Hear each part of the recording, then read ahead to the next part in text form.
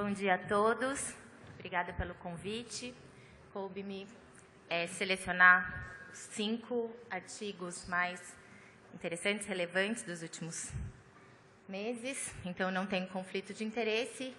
E queria dizer que eu tive dificuldade, né? Foram mais de 100 mil artigos no último ano do tema. E aí a gente fica pensando qual será o critério que será utilizado para essa escolha, né? E aí, depois de ser aconselhada, eu resolvi usar o meu, o que eu acho interessante, o que eu uso no meu dia a dia, o que me interessa nas novidades, né, que saem nos principais papers, né, nas principais revistas. Então, como a parte clínica, né, o dia a dia da infectoclínica, na enfermaria hospitalar me interessam e é com que eu trabalho, eu vou falar um pouquinho dessas questões, né, do que foi publicado no último ano, principalmente. Então, eu vou começar pelo Sabato, que é um estudo de eficácia, né, e segurança de realizar a troca, né, de antibiótico EV para via oral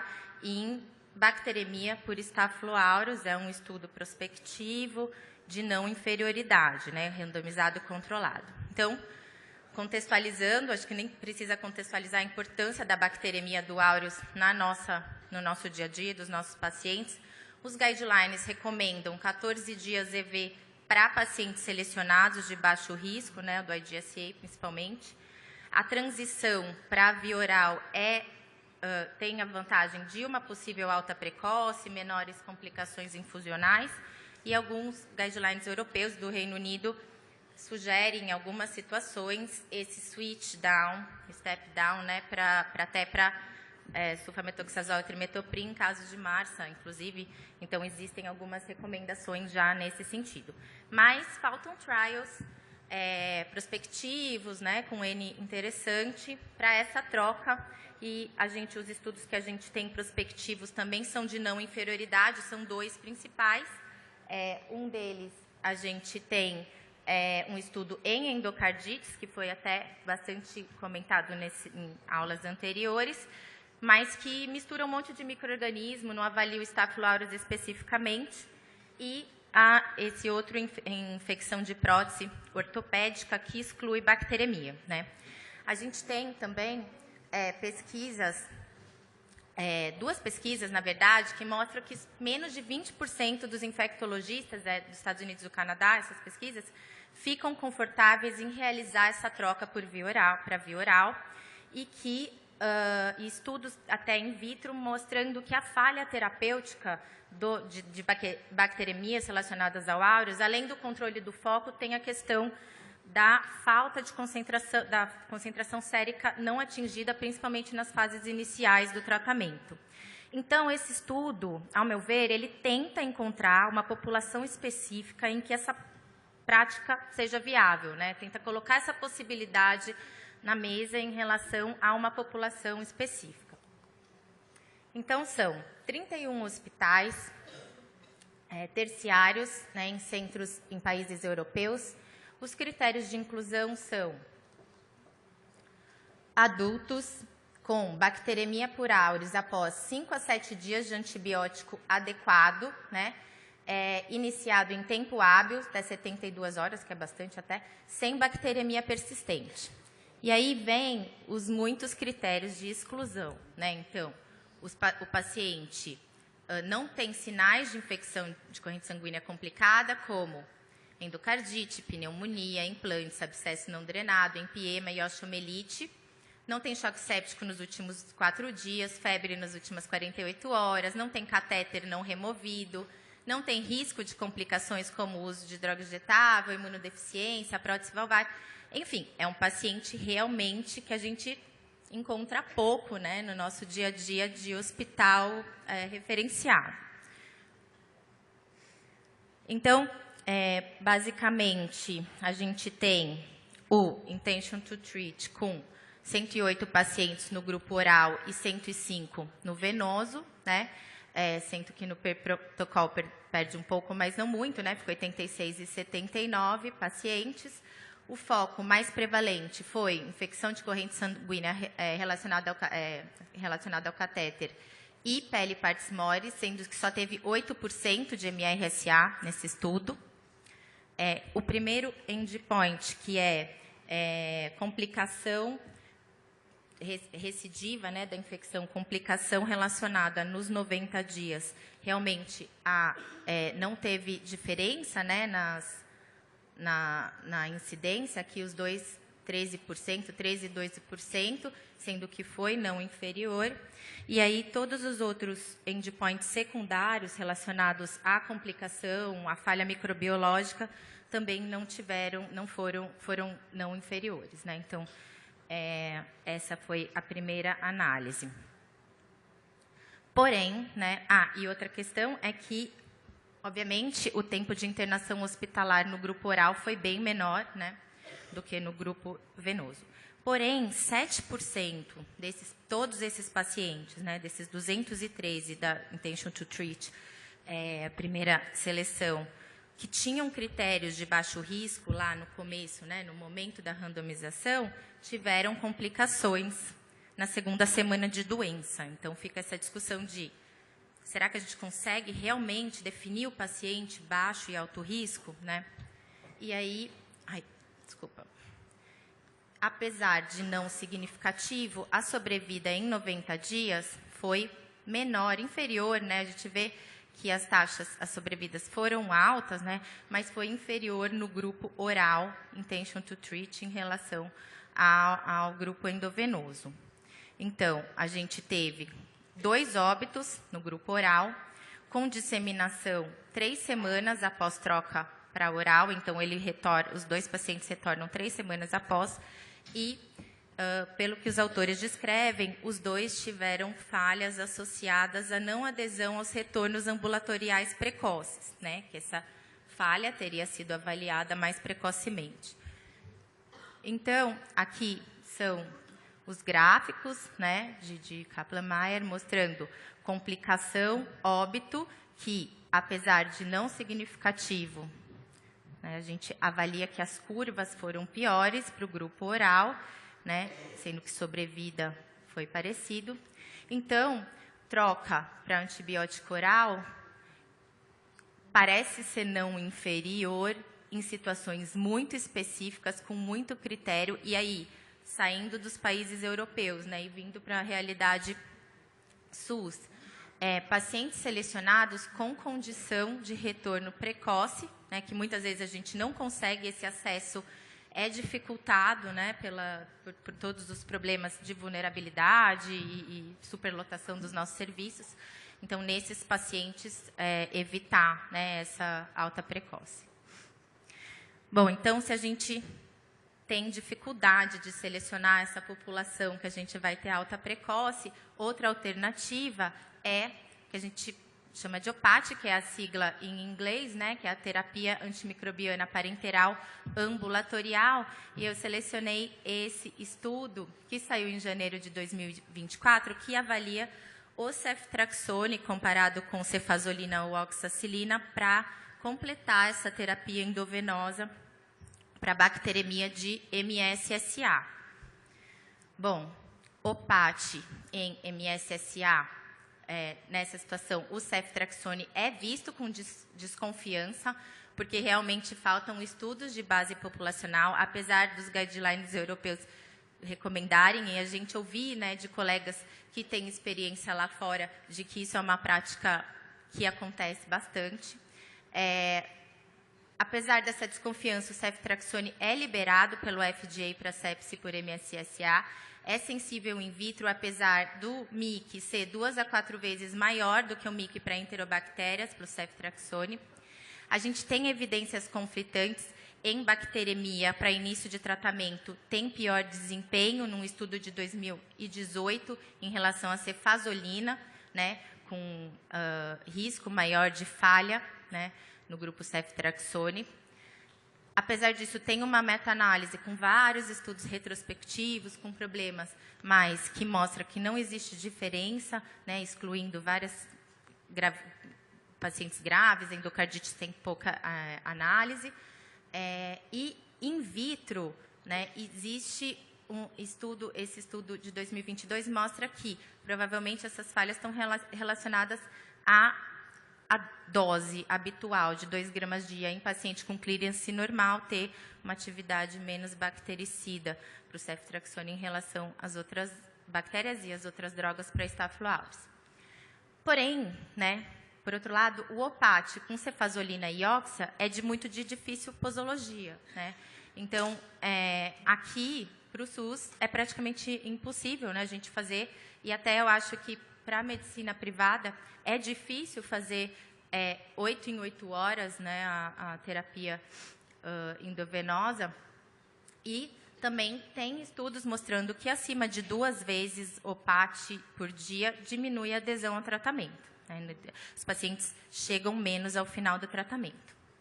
Então, esse estudo foi uma corte retrospectiva, foi feito a partir de um banco de dados de uma seguradora, né, dos Estados Unidos, uma seguradora de saúde, com esses 8 anos de história de pacientes adultos com infecção de corrente sanguínea por MSSA, que tiveram alta com cefazolina ou oxacilina versus quem teve alta com ceftriaxone.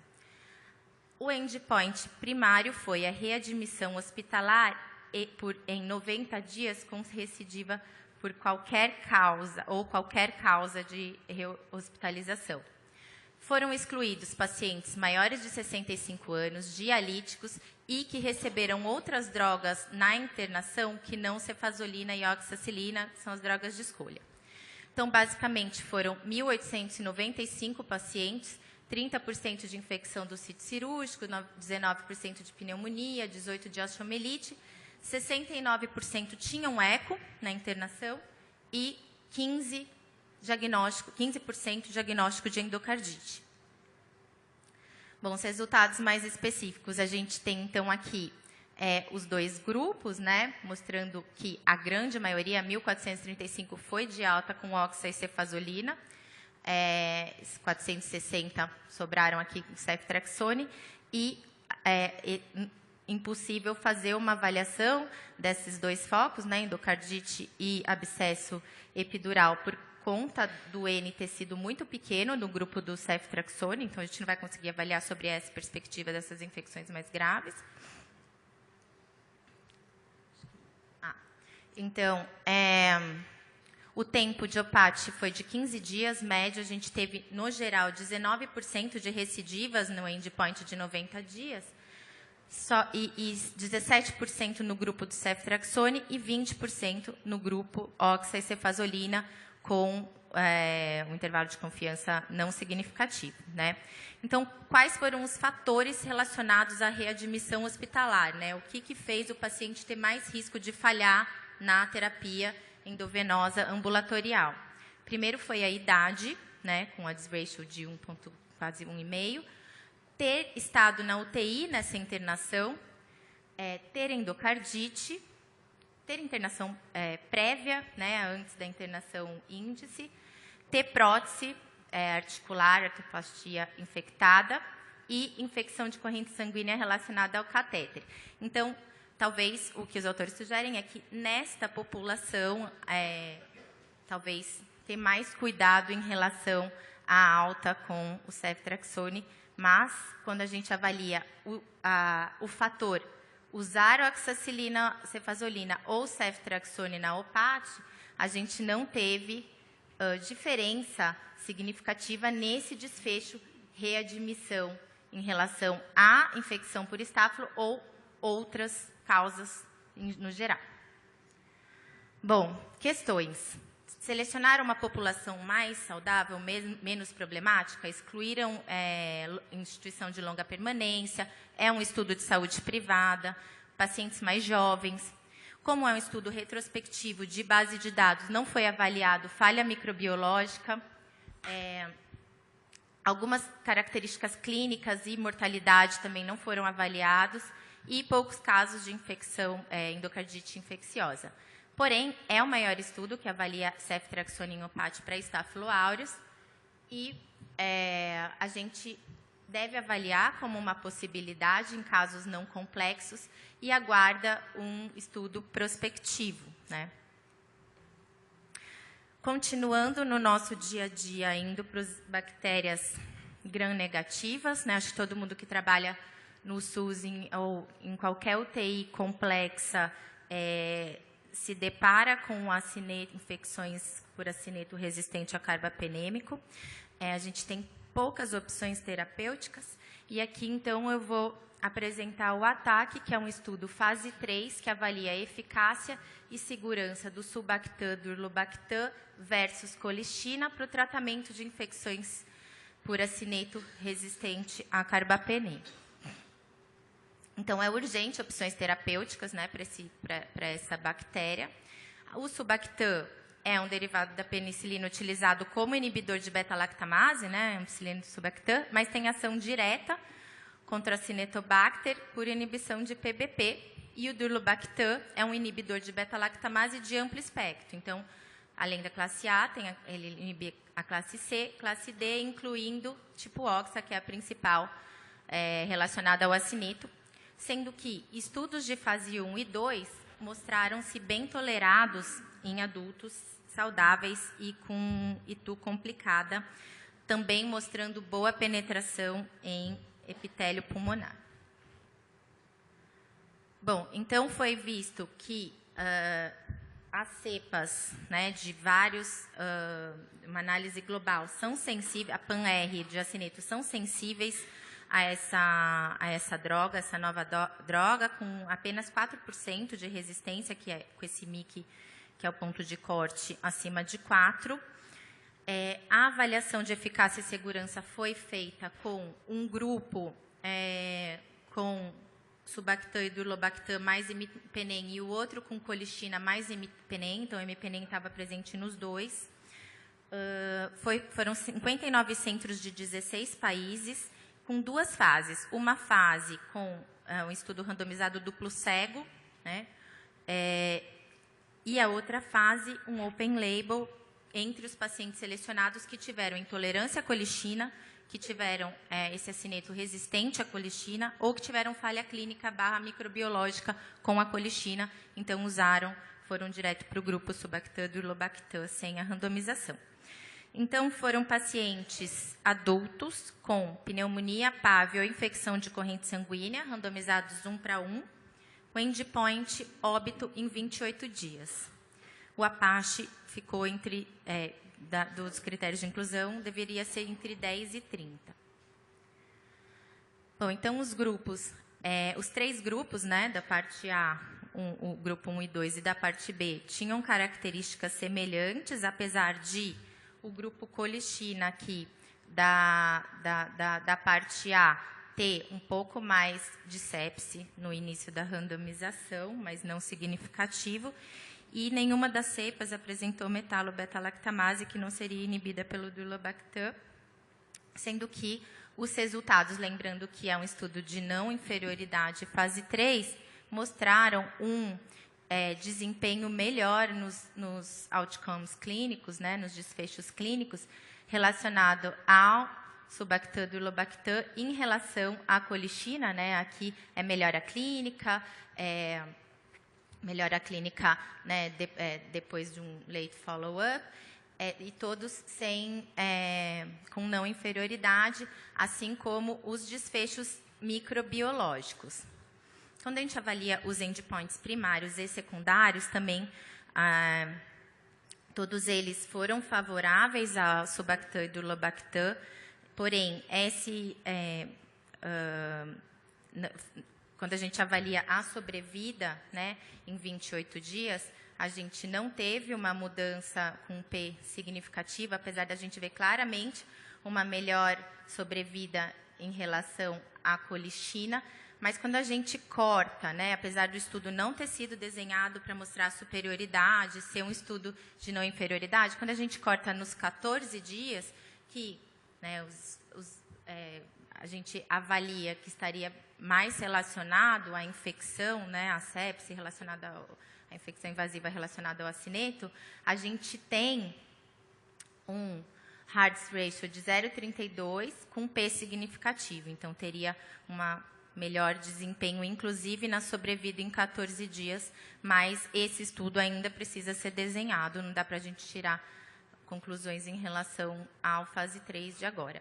Obviamente, né, como esperado, a nefrotoxicidade foi muito maior em relação à colistina em relação ao Sulbactam do Lobactam, com P significativo. Então, a gente conclui que parece ser seguro e não inferior à colistina para tratar pneumonia, porque a gente teve apenas 5 bacteremias que foram incluídas no estudo, no ataque. Bom, só para sair um pouquinho dos antibióticos, porque eu acho que a gente estuda, quem faz muita clínica e CCH fala muito de antibiótico, então, para dar uma quebrada, eu resolvi trazer esse estudo fase 1, né, que avalia tolerabilidade, farmacocinética e segurança de um antiviral contra a dengue em estudos com adultos voluntários. Então, a gente tem um problema imenso, né, inclusive no hospital, trabalho em hospital, porque são 400 milhões de infecções no mundo por ano, com 500 mil hospitalizações e 25 mil óbitos. A epidemia de 2023 e 2024 foi absurda, né, principalmente aqui no estado de São Paulo, sendo que espera-se aumento importante de casos no final do ano, que talvez supere essa incidência de 2024. Então, a gente fica torcendo para a vacina do Butantan chegar, né, e ela vai chegar, mas também essa possibilidade de ter outras ferramentas, né, além das que a gente tem para manejar essas infecções. Então, essa molécula, ela impede a replicação viral, ela bloqueia, que é essa JNJ1802, ela bloqueia a interação entre duas proteínas, NS3 e NS4B, e tem uma ação pan-sorotipo, né, contra os 4 sorotipos de dengue. Só para ilustrar esse estudo que saiu na Nature, né, que é em relação a camundongos, mostrando que o antiviral tem uma ação efetiva aqui em comparação com o placebo na sobrevida desses camundongos. Aqui mostrando que foi feita uma análise de dose única e dose prolongada, então 10 dias e 31 dias, com esses adultos saudáveis comparados com o placebo. Então, foram 39 na dose única e 47 em doses variadas. O mais que foi avaliado e comentado sobre essa droga é que ela tem uma meia-vida longa, né, de até 9 dias em dose única, depende da dose, mas essa droga se mantém. E isso tem várias vantagens, uma que minimiza o efeito de falha no esquecimento de doses e sugere uma eficácia num uso profilático, né, possível profilático. O estudo indica, né, sugere essa questão dos viajantes, assim como vários países fazem em relação à malária, né, quando vão para países endêmicos, mas aqui no Brasil poderia ser usado, por exemplo, para populações de risco, para pior prognóstico, adoecimento, num momento hiperepidêmico, por exemplo. Então, parece ser uma droga segura, com PK/PD favorável para vários esquemas de uso e estaria pronta para fase 2 e talvez fase 3, sendo que a gente teve como evento adverso, nas múltiplas doses, a diarreia. Porém, placebo também teve e acham que tem a ver com o diluente, mas, né, não se sabe ainda. E teve um caso de rash cutâneo altamente ligado à droga. Bom, para terminar, um uso profilático de antibiótico, também é um estudo do New England, que foi bastante comentado nas UTIs, né, quando a gente pensa em ferramentas para prevenir pneumonia associada à ventilação mecânica, saiu em novembro de 2023. Então, a PAV, ela é uma infecção de difícil prevenção, né, e muito com uma enorme morbimortalidade. Ela também é um marcador de gravidade, mas a gente chega a uma incidência de 40% em pacientes intubados em algumas situações e unidades. Mortalidade atribuível é de 13%, né, e a gente tem um pico de incidência após 7 dias de ventilação mecânica.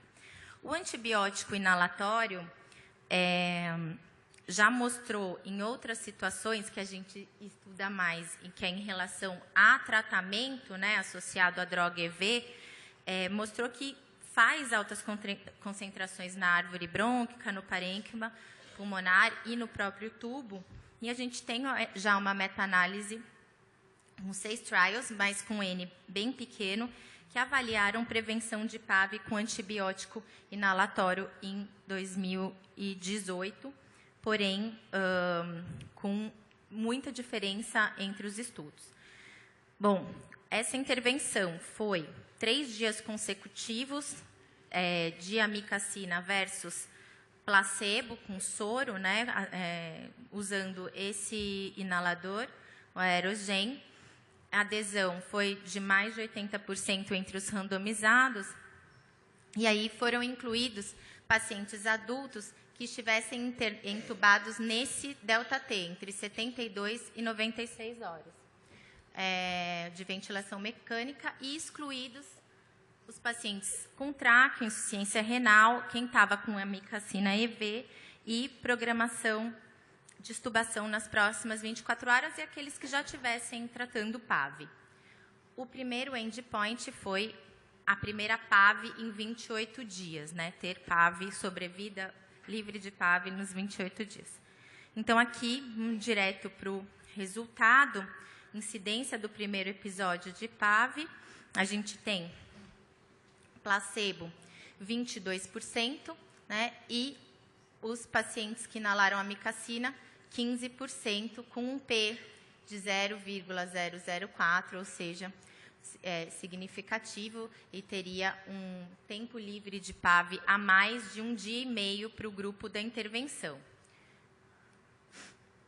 Aqui, outros resultados, endpoints, relacionados a complicações associadas à ventilação, que foi igual, e infecção relacionada a essas complicações que não fechassem critérios de PAV, que também não teve diferença nos 2 grupos.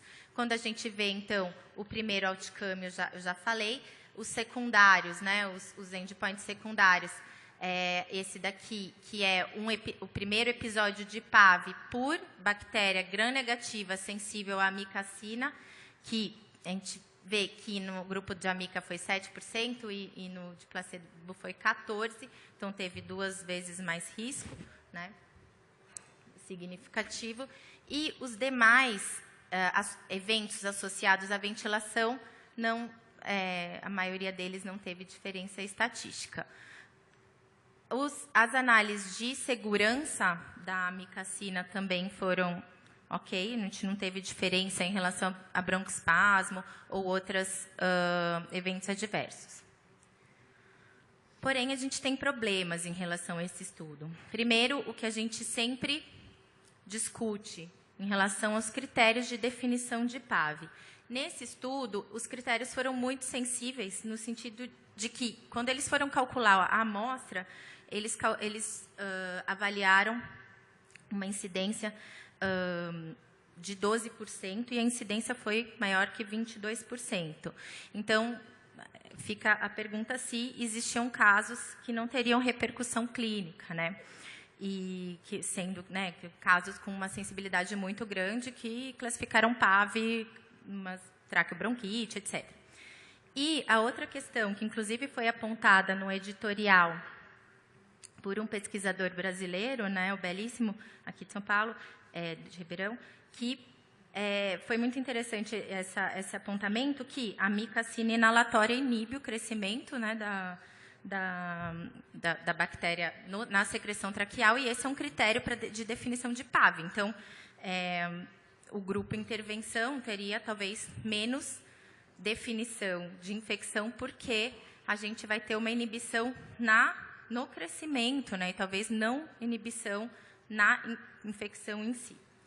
E Outra questão é que não tivemos efeito em número de dias de ventilação mecânica, tempo de UTI ou tempo de hospital ou mortalidade. Eu não vou falar de doxipep, mas eu acho que foi um estudo muito interessante que saiu. Fui orientada a falar sobre ele, mas vai ter aula sobre ele à tarde com o professor Rico Vasconcelos. Obrigada.